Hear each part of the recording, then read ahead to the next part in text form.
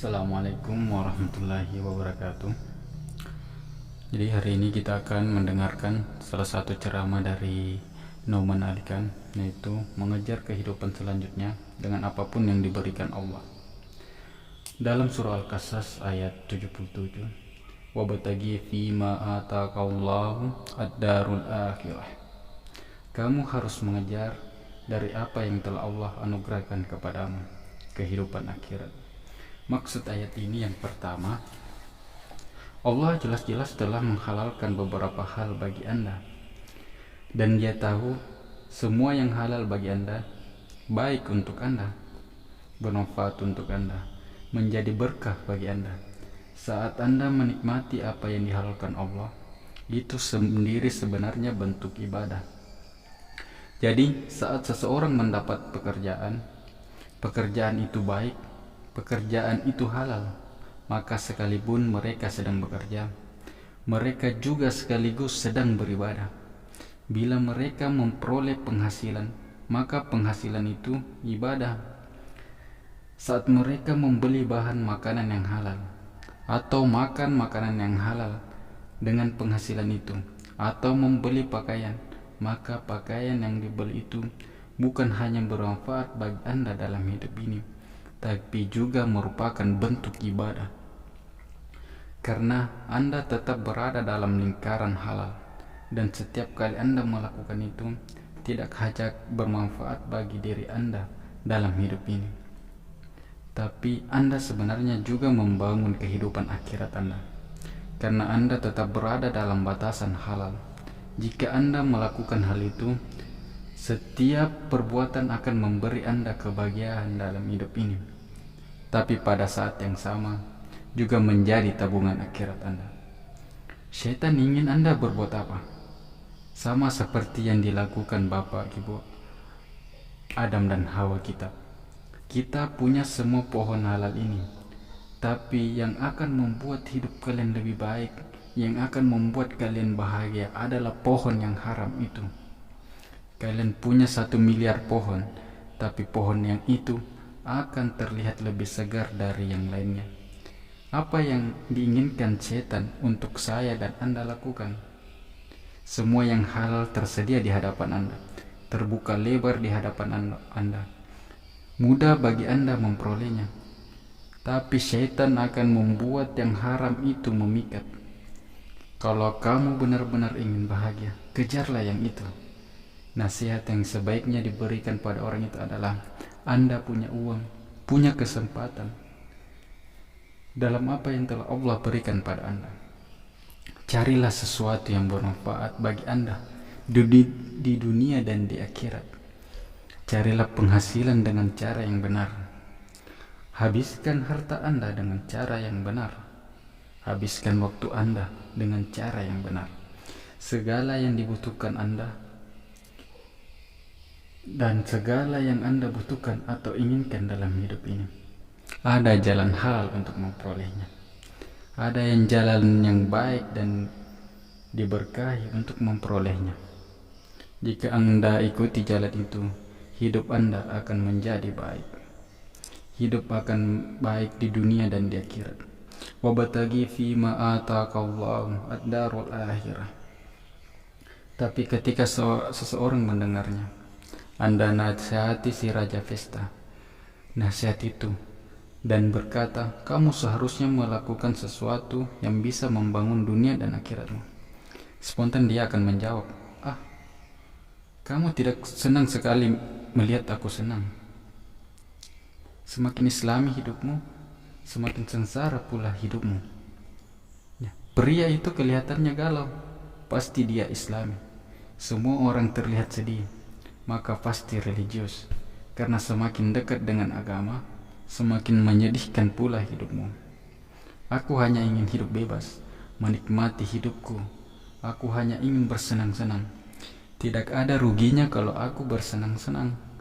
Tanggapan Allah untuk jawaban itu adalah, wala tansa nasibaka minad dunya. Jangan lupakan bagianmu dalam hidup ini. Artinya Allah berkata, tetaplah dalam batasan halal. Itu bukan berarti hidupmu akan membosankan. bukan berarti kamu akan melewatkan sesuatu. Ada beberapa hal yang Allah ingin Anda untuk menikmati di dunia ini. Allah menciptakan bumi ini dan menaruh pohon di dalamnya. Dia juga menaruh pohon di surga. Allah alirkan sungai di sini, juga di surga. Allah taruh buah di sini, begitupun di surga. Diciptakan pasangan kita di sini, juga di surga. Allah ciptakan daging burung di sini, juga di surga. Dia beri kita minuman di sini, juga di sana, dan taruh rumah mewah di sini, begitu juga di sana. Semua yang Allah gambarkan di surga yang begitu indah, seperti pohon palem, sungai, taman, dan danau, pasangan yang cantik, pelayan, semua itu juga ada di dunia ini. Bila direnungkan, Anda akan sadar Allah menjadikan dunia ini sebagai gambaran surga. Dunia ini memang tidak akan mirip seperti surga, tapi setidaknya Anda memperoleh gambaran. Karena jika kita tidak pernah tahu apa itu sungai, atau apa itu pohon, atau apa itu minuman, Allah berkata, "Aku akan memberimu minuman di surga." Kita akan bingung, apa itu? Kenapa aku harus tertarik? Pohon palem dan air terjun itu apa? Sehingga aku harus tertarik pada hal semacam itu. Sekarang apa yang terjadi? Jika ada air terjun di suatu tempat, air terjun yang indah, dan orang-orang yang membangun rumah atau rumah mewah di atas bukit yang menghadap air terjun, maka itu salah satu perumahan paling mahal di dunia ini. Kenapa? Karena apa yang Allah taruh di surga, orang-orang juga menganggapnya sebagai surga dunia. Ya ampun, andai aku punya rumah seperti itu.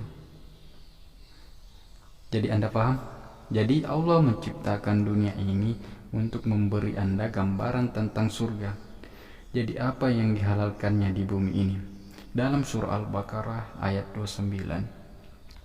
Huwallazi khalaqa lakum ma fil ardi jami'an.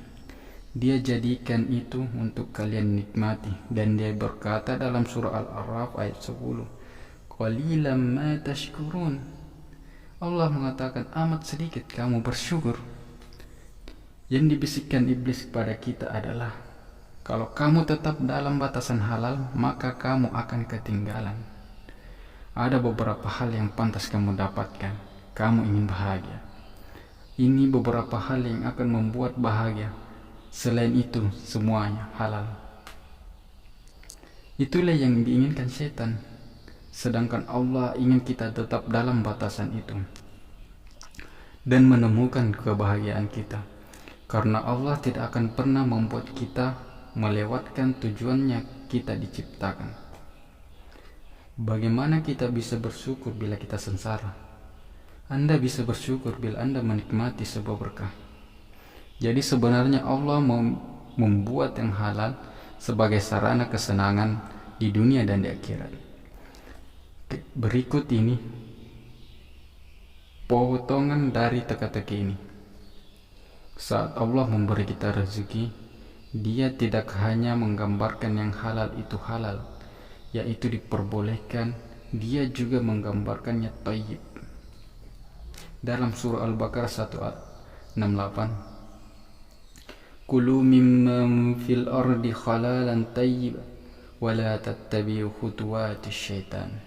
Halal itu juga digambarkan sebagai sesuatu yang baik dan murni. Baik dan murni artinya baik bagi Anda dan mencegah Anda menjadi kotor. Artinya apa? Bahwa segala sesuatu yang tidak halal membawa semacam kerusakan buruk buat Anda dan membawa semacam penyakit atau masalah ke dalam hidup Anda. Yang haram tidak menyelesaikan masalah, malah memperburuknya. Syaitan ingin memanipulasi emosi saya dan membuat yang haram terlihat baik. Bila saya jatuh dalam jebakan itu dan mengejar yang haram, saya akan memperoleh penderitaan. Tidak akan pernah memperoleh kebahagiaan. Tidak peduli seberapa sering Anda menipu saya atau seberapa sering saya bodohi diri sendiri, saya tidak akan mengetahuinya. Saya ingin mengingatkan diri saya dan Anda semua bahwa hidup ini sangat-sangat singkat. Hidup ini sangat-sangat singkat. Kita harus menunjukkan sesuatu di hadapan Allah. Kita diciptakan untuk tujuan yang jauh lebih besar. Kita tidak diciptakan ke dunia ini hanya untuk melarikan diri dari masalah. Kita tidak datang dengan tujuan yang seperti itu.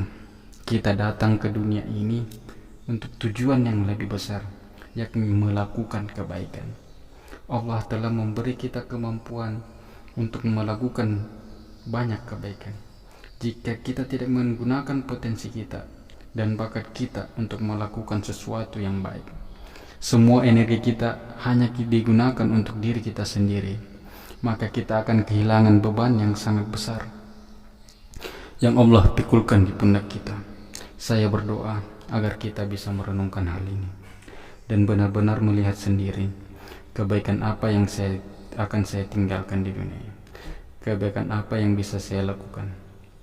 Berapa banyak pikiran saya hanya tentang diri saya, yang saya inginkan, yang saya butuhkan, dan berapa banyak waktu, energi, dan pengejaran untuk pertama, berada dalam batasan halal, dan kedua, benar-benar melakukan sesuatu untuk orang lain, benar-benar menyebarkan suatu kebaikan, melakukan sesuatu yang bermanfaat. Saya berdoa agar kita semua menjadi orang yang bermanfaat. Anda tidak harus bermanfaat bagi jutaan orang, mungkin bagi satu orang di samping Anda, atau bagi seorang anak, atau salah satu anggota keluarga. Selama Anda bisa memberi semacam manfaat, maka setidaknya ada semacam tujuan di luar diri Anda atau diri saya dalam kehidupan ini. Semoga Allah memberi hal itu bagi kita semua. Fastabiqul khairat. Assalamualaikum warahmatullahi wabarakatuh.